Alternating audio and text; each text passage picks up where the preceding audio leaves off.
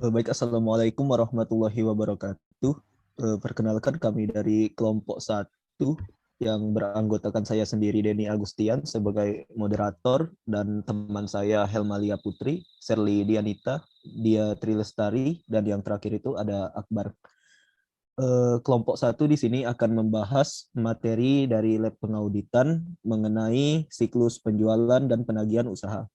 Baiklah, untuk lebih lanjut kita masuk ke dalam materi.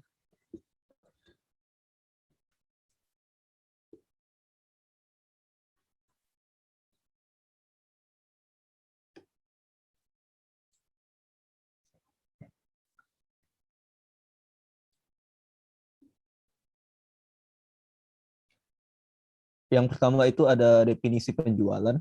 Penjualan atau sales adalah aktivitas atau bisnis menjual produk atau jasa. Dalam proses penjualan, penjual atau penyedia barang dan jasa memberikan kepemilikan suatu komoditas kepada pembeli untuk suatu harga tertentu. Penjualan dapat dilakukan melalui berbagai metode, seperti penjualan langsung dan melalui agen penjualan. Orang yang melakukan kegiatan penjualan disebut dengan wiraniaga.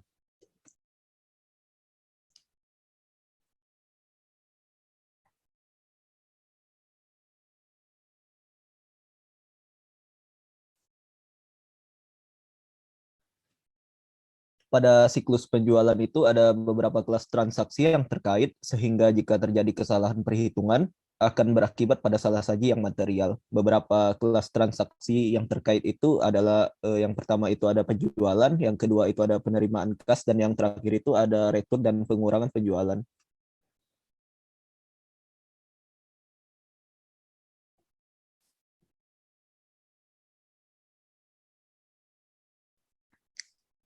Kemudian ada tujuan dari audit penjualan, yaitu yang pertama hasil penjualan tercatat merupakan milik perusahaan atau ownership. Yang kedua itu ada semua hasil penjualan telah dicatat dengan akurat, lengkap, dan tepat dalam kisah batas accuracy, completeness, and cut off. Yang ketiga hasil penjualan telah diklasifikasikan dengan akun yang tepat, dan pendapatan di luar usaha dicantumkan secara terpisah sebagai pendapatan lain-lain pada laporan laba rugi atau classification. Yang keempat, metode pengakuan penjualan harus sesuai dengan sifat kegiatan perusahaan tersebut dan prinsip akuntansi yang tepat atau akurensi. Dan yang terakhir itu ada hal-hal yang perlu diungkapkan harus dijelaskan dalam laporan keuangan, disertai dengan catatan yang memadai atau presentation and disclosure.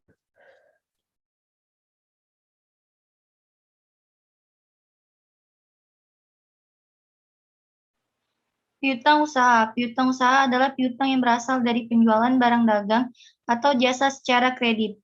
Penghapusan piutang tak tertagih dan estimasi beban piutang tak tertagih adalah contoh kelas transaksi yang terkait dalam siklus. Tujuan audit pada piutang usaha. 1. Piutang yang tercatat merupakan tagihan yang sah dan merupakan milik perusahaan atau validity and ownership. 2. Semua tagihan perusahaan telah dicatat dengan lengkap dan tepat dalam pisah batas atau completeness and the cut-off. 3. Cadangan piutang tak tertagih atau penghapusan piutang telah dinilai dengan cukup memadai atau valuation. 4. Piutang yang dijadikan jaminan atau dihipotekan telah diungkapkan dalam laporan keuangan secara memadai atau presentation and disclosure. 5. Piutang telah diklasifikasikan dengan tepat atau classification. Siklus penjualan dan penagihan piutang usaha. Tujuan dalam audit siklus penjualan dan penagihan piutang usaha adalah mengevaluasi saldo akun yang dipengaruhi oleh siklus yang disajikan secara wajar sesuai SAK. Account dalam siklus, penjualan dan penagihan piutang. Penjualan tunai, kas di bank, penjualan kredit, piutang usaha, saldo awal, penerimaan kas retur penjualan, saldo akhir, penghapusan piutang tidak tertagih, diskon tunai, retur penjualan, beban piutang tidak tertagih. Account dalam siklus penjualan dan penagihan piutang 2. Piutang usaha, saldo awal, penerimaan kas, penjualan kredit, retur penjualan, saldo akhir, penghapusan piutang. Penyisian piutang tidak tertagih, penghapusan piutang tidak tertagih, saldo awal, penyisian piutang tidak tertagih, saldo akhir, beban penyisian piutang.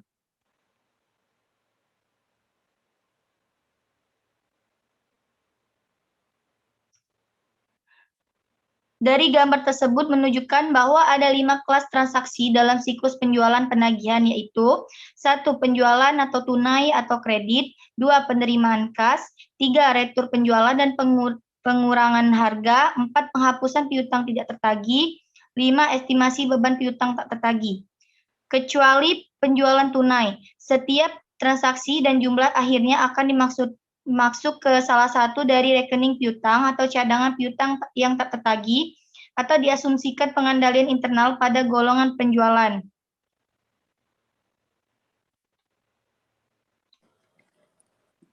Arah pengujian penjualan, pesanan pelanggan, dokumen pengiriman, salinan faktur penjualan, jurnal penjualan, buku besar umum, file piutang usaha. Kelengkapan dimulai, kejadian dimulai. Penjualan telah dicatat dengan akurat. 1. Mencatat yang menyangkut hal tersebut. 2. Mengirim barang sejumlah kuantitas yang dipesan. 3. Menagih dengan tepat untuk sejumlah barang yang dikirim. 4. Mencatat dengan akurat jumlah yang ditagih di catatan akuntansi. Auditor melakukan pengujian substansi transaksi pada setiap pengauditan untuk meyakinkan dari ketiga aspek tersebut di atas telah terpenuhi dengan menghitung ulang informasi tersebut terdapat dalam catatan akuntansi dan membandingkan informasi tersebut pada beberapa dokumen berbeda.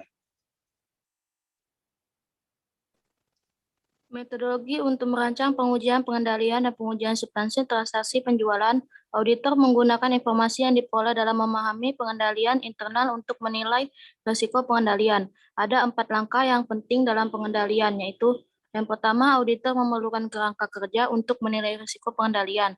Yang kedua, auditor harus mengidentifikasikan pengendalian internal kunci dan kelemahan bagi penjualan. Yang ketiga, setelah mengidentifikasikan pengendalian dan kelemahannya, auditor lalu mengaitkannya dengan tujuan. Yang keempat, auditor menilai risiko pengendalian untuk setiap tujuan dengan mengevaluasi pengendalian dan kelemahannya bagi setiap tujuan. Aktivitas pengendalian yang membantu dalam mengidentifikasikan pengendalian kunci untuk penjualan ada 6. Yang pertama, pemisahan tugas yang tepat. Yang kedua, otorisasi yang tepat.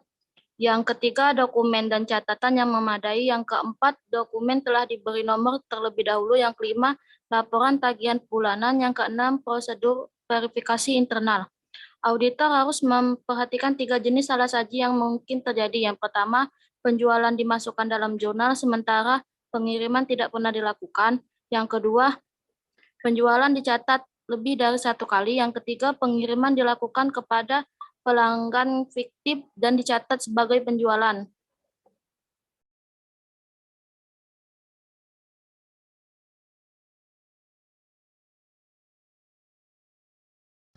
Baiklah, kemudian di sini kita masuk di modul 2 kertas kerjanya. Di sini kita bisa lihat lampiran yang dikirim dari PT Sugus kepada para kliennya. Yang pertama, surat yang pertama, PT Sugus mengirimkan surat kepada PT Merdeka yang bertujuan untuk memeriksa kebenaran rekening pada PT Sugus terhadap PT Merdeka.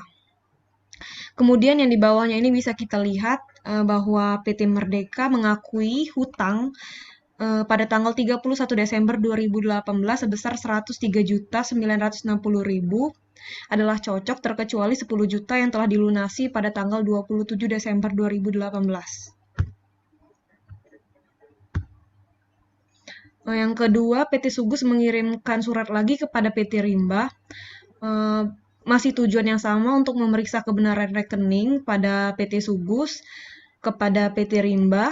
Kemudian jawaban dari PT Rimba mengakui bahwa adanya hutang di tanggal 31 Desember 2018 sebesar 27.500.000 terkecuali 11 juta yang telah dilunasi tanggal 28 Desember 2018 atas penagihan faktur di tanggal 1 Desember 2018.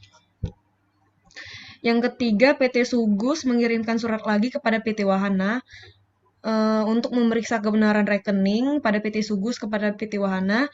Kemudian PT Wahana mengakui bahwa adanya memang hutang di tanggal 31 Desember 2018 sebesar 151.500.000 terkecuali 1.500.000 yang telah dilunasi pada Girobank BINI yang telah jatuh tempo 27 Desember 2018.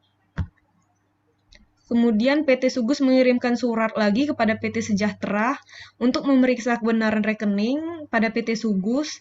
Kemudian PT Sejahtera merespon suratnya dan mengakui bahwa adanya hutang sebesar Rp107.871.500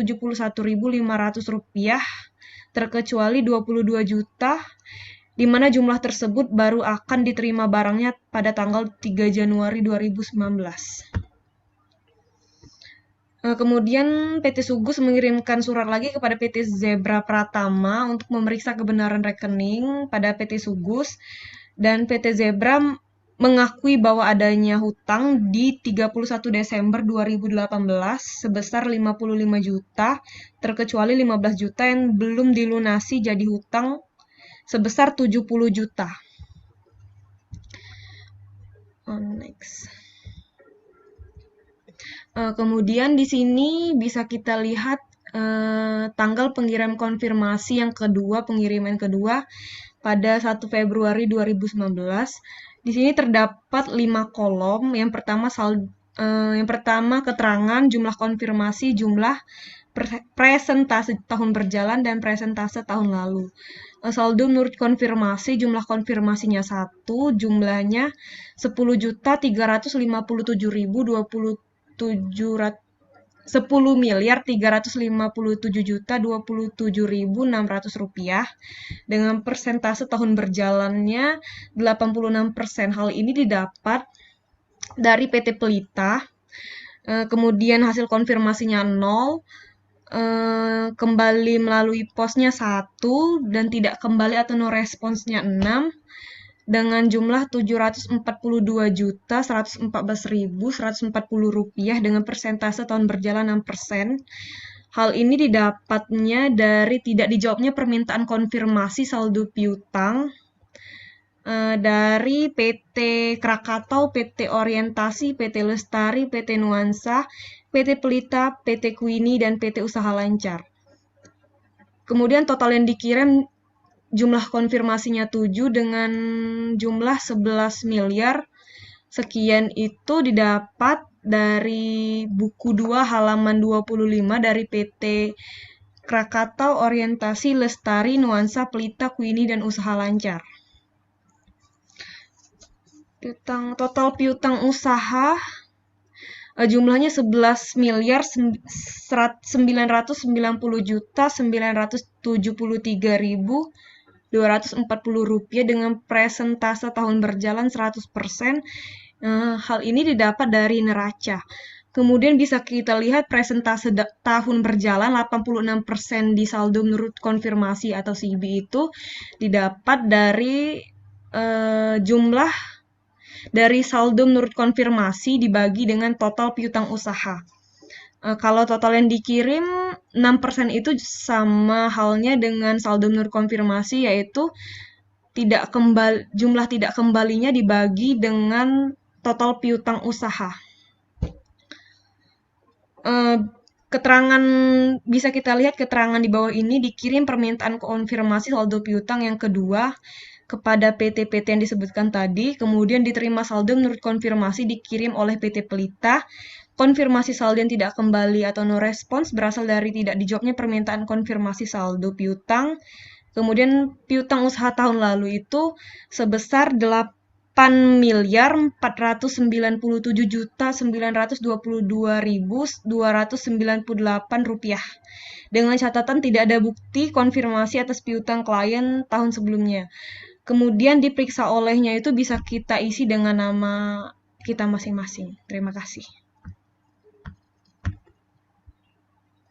Kemudian catatan pemeriksaan ini berisi yang pertama, kami telah melakukan compliance tes dan substantif tes atas penjualan secara bersamaan dengan memeriksa faktur penjualan dan surat jalan dengan mencocokkan dengan buku secara detail untuk bulan Desember 2018.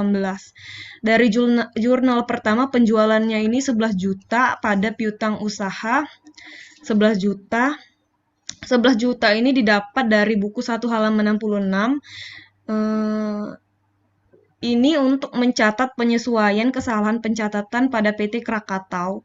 Kemudian jurnal kedua penjualan PPN keluaran pada piutang usaha, penjualan 20 juta, PPN keluaran 2 juta, piutang usaha 22 juta. 20 juta ini dapat dari buku 1 halaman 66 dan di buku 1 halaman 20. Yang ketiga, penjualan pada piutang usaha 22 juta, kemudian piutang usaha pada penjualan 220 juta. 220 juta ini didapat dari transaksi penambahan seluruh dari transaksi ini.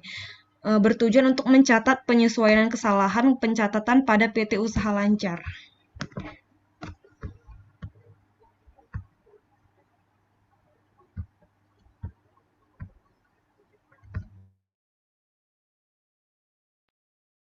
Baik, terima kasih kepada Sherly yang sudah menjelaskan materi dari modul 2. Untuk kesimpulan dari kelompok 1 pada hari ini adalah berdasarkan pembahasan dapat disimpulkan bahwa perancangan pengujian pengendalian dan pengujian substansif atas transaksi untuk 5 kelas transaksi dalam siklus penjualan dan penagihan, termasuk penjualan penerimaan kas, retur, dan pengurangan penjualan, penghapusan piutang usaha tak tertagih, serta beban piutang tak tertagih dalam merancang pengujian pengendalian untuk setiap kelas transaksi.